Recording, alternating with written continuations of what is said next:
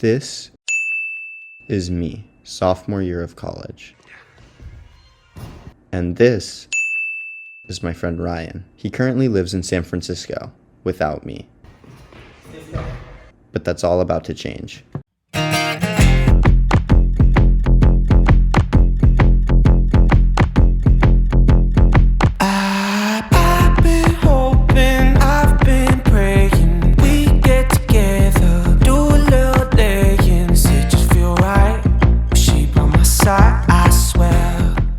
You see, while he was working, I was eating, praying, and loving. Tomorrow, however, I'm driving up to give him this present.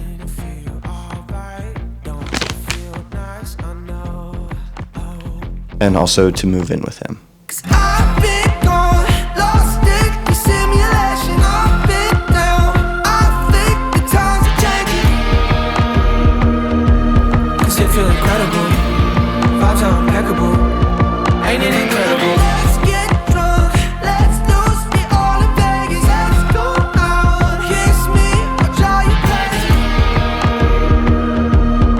Feel incredible.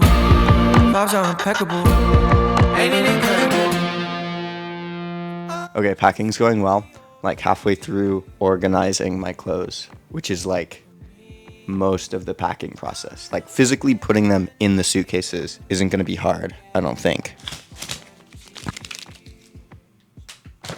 I have the gift, and now all that's left is to check to make sure that I'm bringing everything I want to and then pack it up. Key now is to stay focused, stay on track, stay motivated, because I feel like this is the part of packing when I get like distracted and I'll go do something else. It's hard to motivate myself to pack. I think part of the reason why I procrastinate is a fear of what comes next.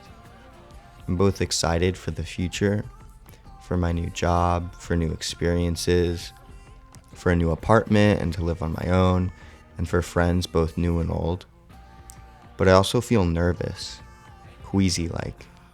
The uncertainty around the future, the loss of options when you commit to something like a place to live or work or the things that it forces you to do, they make me feel claustrophobic and exposed. I'm going to miss hanging out at home, relaxing, and doing the same old thing. I can distract myself with mundane tasks, like cutting my hair, because there's no pressure in them. I can get lost in action, despite the fact that my haircut will undoubtedly be bad. And in moments like these, losing myself feels nice. If I didn't stop to cut my hair, I would have paused to read old journals or look at old photos, old keepsakes, and sitting on my childhood floor, pondering memories of a time I used to think would last forever. It's seeing old yearbooks signed by friends long gone, old clothes too worn to wear, old things from hobbies long past, and wondering what could have been. Eventually, though, I found motivation.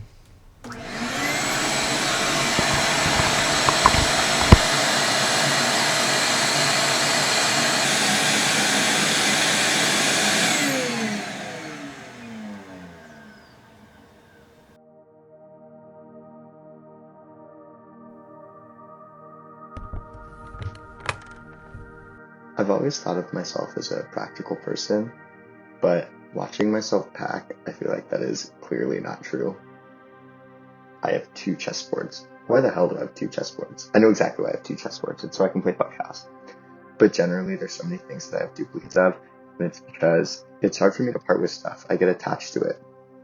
I know that a lot of the things I have, I didn't miss. Like when I was traveling, didn't notice that I didn't have them.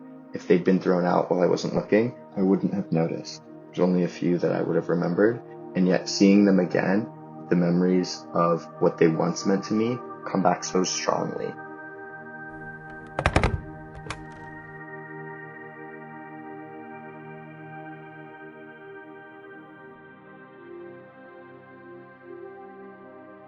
Okay, fresh cut, and I finished packing most of my stuff, which is all this right here.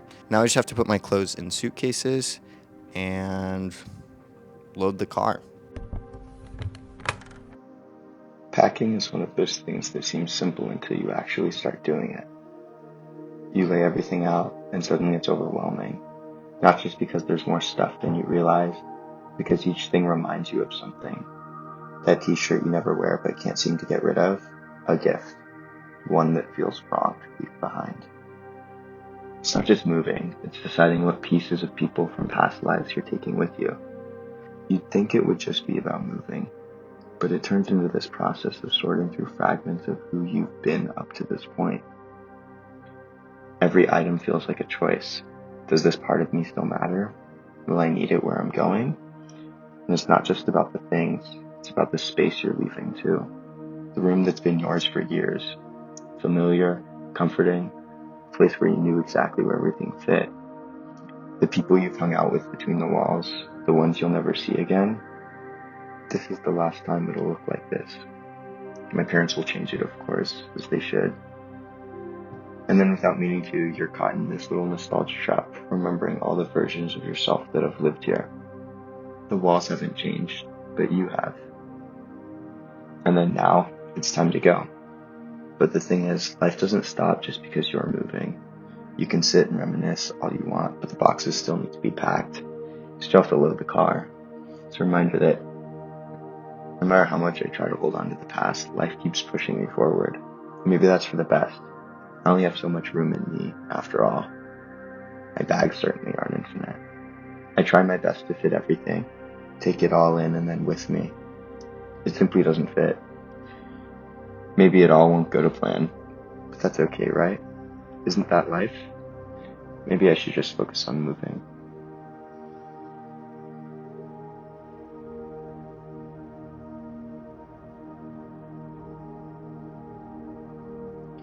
Maybe it is how life goes. But more importantly, this is my video, and I can do whatever I want with it. So that's not how it's gonna go.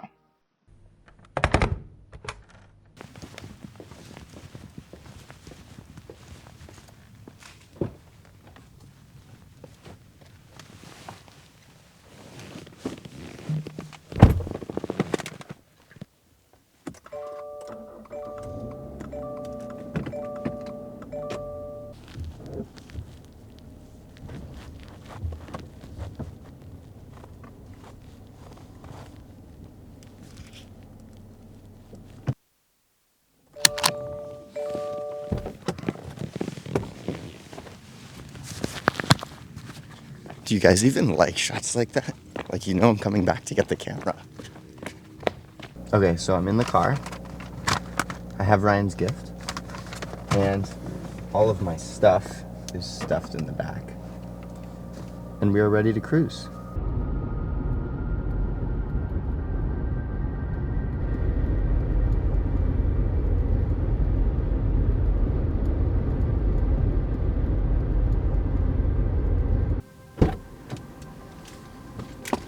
Stopped and got a snack.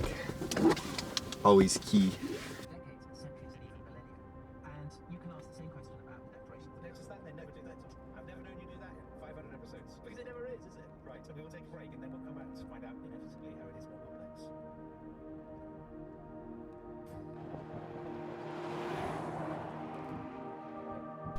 I hate it when people do road trips without a map. So here's a map of my drive. I've done it dozens of times, driving up to school and to visit friends, but now I'm moving to San Francisco, the city of abandoned gold rush boats or something like that, I don't really know.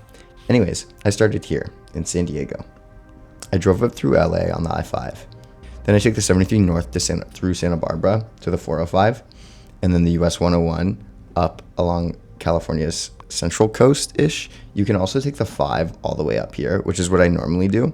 But this route is much more scenic, which is ironic because I didn't end up filming as much of it as I wanted to. But it's prettier, and so I like it much more. And then before I knew it, I was in SF. Just got here, presents right there. Now I'm ready to move in and give it to him.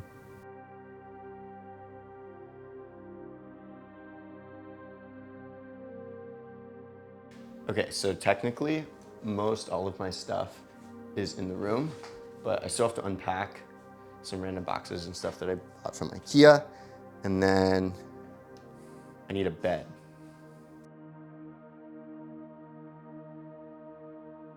Moving in was a lot tougher than I thought it would be.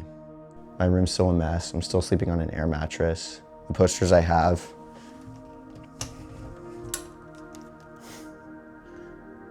The posters I have are falling down.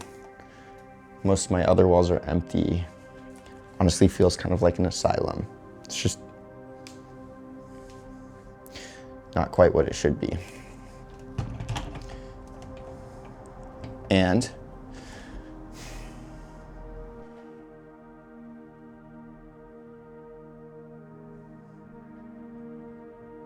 I know what I should do.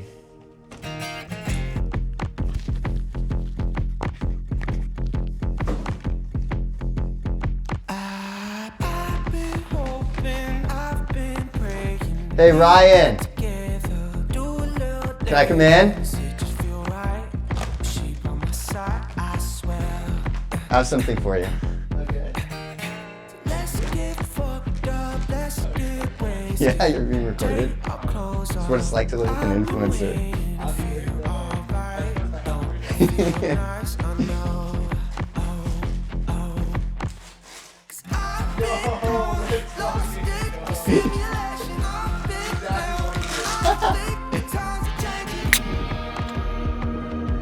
Does it feel incredible?